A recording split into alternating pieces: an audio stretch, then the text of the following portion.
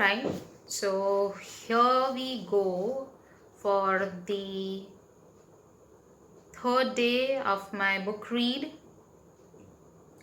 and this is going to be from the book A New Earth Create a Better Life by Eckhart Tolle, and this is a gift read from me as a launch of my club, Philosopher Stone Book Club, for those learners, explorers, wanderers, people who are looking for existential questions of life, people who are creative writers, people who like to keep learning new things, or those who write lifestyle related blogs. I think this is going to be a platform for, or I want it to be a platform for like-minded people where exchange of idea happens, and people come and read together with the same interest, and they connect within and find something within that they've never explored.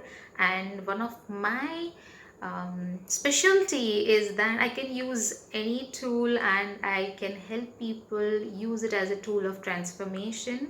And Philosopher's Book Club is just one small beginning with all the other things that I do. So we're going to be reading one beautiful chapter that I had told, already announced yesterday. The name of the chapter is Letting Go of Self-Definition. Now, this is a beautiful chapter, and let's first understand letting go of definition. But I think one of the biggest thing people find is letting go. In many of my interactions with my clients, with a lot of people that I interact on the day-to-day basis, sometimes we know that we must let go. This is what we've been told most of the times, that let go of that experience, that trauma. Life happens and this is how it's supposed to be, and you have to move forward. But as in the previous chapters, Eckhart Tolle says that sometimes it's just words that we use rather than actually being able to do that. And so letting go is not just word that I let go of that experience of what I understand. It means that actually being able to let go. And believe me, in my personal experience with so many things in life, letting go is a constant process.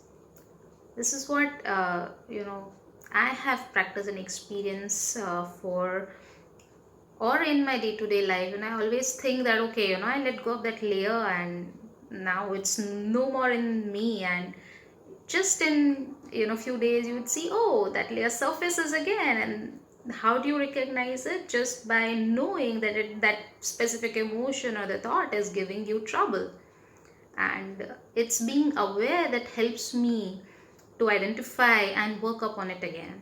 So how many such layers that have been troubling us and we are not able to let go, and if we let them go, can create that space for us that would create some beautiful success, opportunities, possibilities, and would take us closer to our dreams, the kind of relationships that we always wanted, or the kind of opportunities that we always wanted in life, or the kind of success or growth that we always wanted to look for. So yeah, if you want to climb the next step or the next floor, you have to let go of the floor that you're standing on, and it's about that. And beyond that, the chapter is going to talk about the self-definition. Now, the definition in terms of science, we have been mugging up a lot of definitions, which is, the definition of a certain theorem or a certain word that it means, or the definition of a certain word. But here it's about the definitions and the belief that we hold for ourselves, the roles and the definition of those roles that we hold in ourselves. So, in the beginning of this chapter, Eckhart Tolle is talking about how this entire life evolved on the planet, and then from that he begins to share and takes the entire process further about how to let go. So I begin. As tribal cultures developed into the ancient civilizations, certain functions begin to be allotted to certain people. Rulers, priest or priestess, warriors, farmers, merchants, craftsmen, laborer, and so on. A class system developed. Your function, which in most cases you were born into, determined your identity, determined who you were in the eyes of others, as well as in your own eyes. I think we have all read this in the history that a farmer's son would be the farmer, would be the farmer, and a king's son would be the next king. Your function became a role, but it wasn't recognized as a role. It was who you were or you thought you were. Now, this is the beginning or the inception of definition and how we begin to believe that this is what we are from the roles that we play. And that is what it says, that the farmer's son would continue to believe that I'm a farmer, or a priest would continue to believe that I'm a priest. Only rare beings at that time, such as Buddha or Jesus, saw the ultimate irrelevance of caste or social class, recognized it as identification with form, and saw that such identification with the conditioned and the temporal obscured the light of the unconditioned and eternal that shines in each human being. At the moment we stop identifying ourselves with the form on the outside, or by our profession, by in which caste or religion we are born in, and we make it irrelevant. We make our conditions that make us believe those roles and definitions as relevant. When we let them go is where we begin to see the light that shines within us and in each human being. That's what he's saying. In our contemporary world, the social structures are less rigid, less clearly defined than they used to be. Although most people are, of course, still conditioned by their environment. They are no longer automatically assigned a function and with it an identity.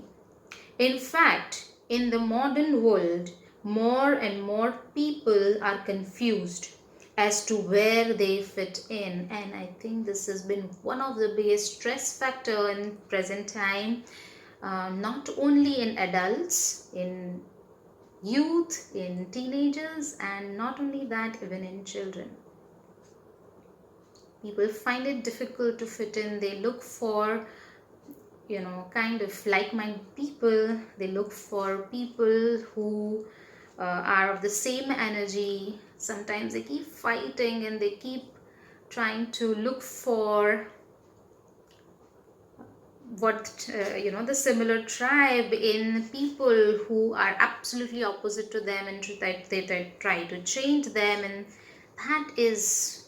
that becomes very heavy. That becomes, in addition to that, it becomes very confusing for them, and that's how the stress and the more of the diseases and the illnesses, conflicts begin on the planet.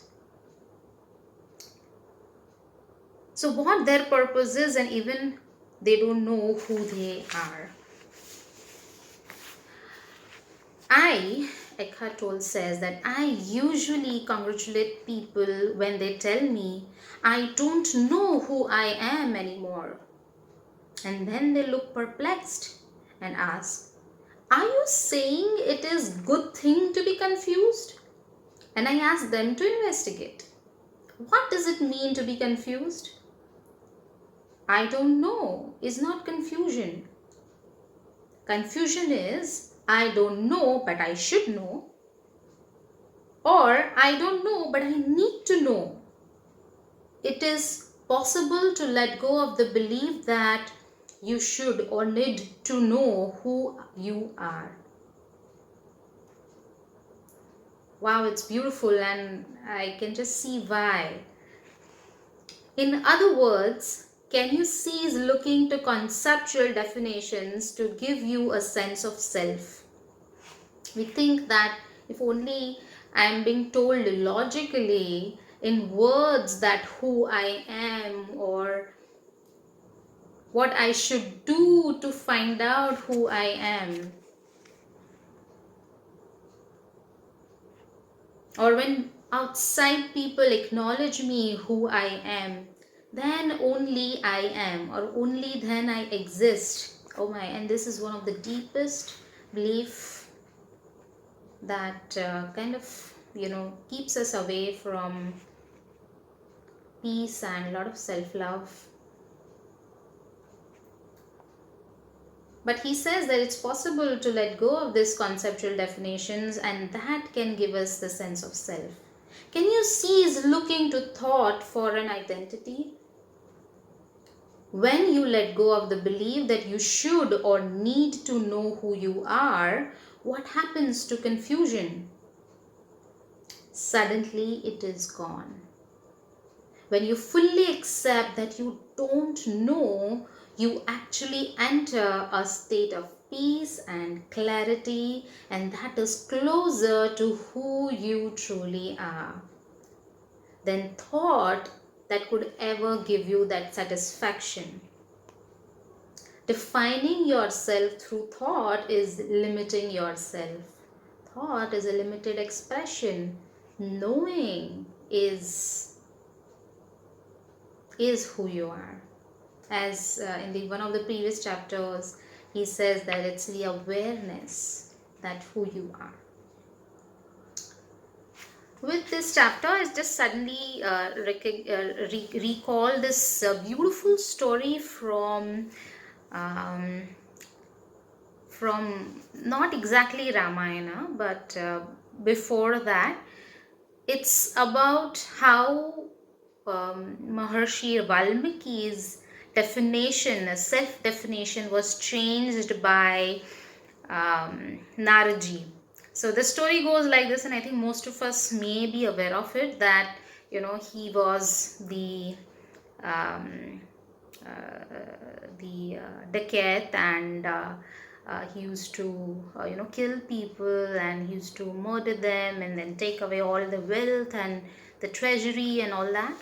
Now, while once Naraji is passing through his forest, he changes this entire definition that he believed that he was supposed to be dacoit, and he, with this role that he plays, he's supposed to take care of his family like that. And with this beautiful process of awakening him to what he can choose to be as his own choice, is where the Valyo became Valmiki. He then became one of the most known mythological writer, and his work we read even today. But it was his choice that he went into that state of peace after having realized that whatever I'm doing in this life is my responsibility, and whatever I'll choose this point forward would be my responsibility, or it would be what I'll do and I'll create for me. So he chooses to be Valmiki, and the things transform for him. So sometimes you just need a little push, or the right space, or a right person in front of you. They might cross your path here or there, and you may just get pushed into the direction that is your full potential. And if such opportunities showing up for anybody who's listening to this, I would say that do grab that opportunity. Do see that probably is the message from the universe or from the higher sources that's trying to push you into the direction that you should have or should be going into, so that you can ultimately find that bigger version of you. So we'll be with this beautiful chapter tomorrow. We're going to be reading something about parenting that Eckhart Tolle is talking about. Some really nice things. He's talking about conscious parenting, and hope you join me tomorrow for the next part of this book. And I'm going to be leaving the link below. You can like the event, you can fill up the document, and I hope to see you on the platform of Philosopher's Stone Book Club. Thank you so much. See you tomorrow.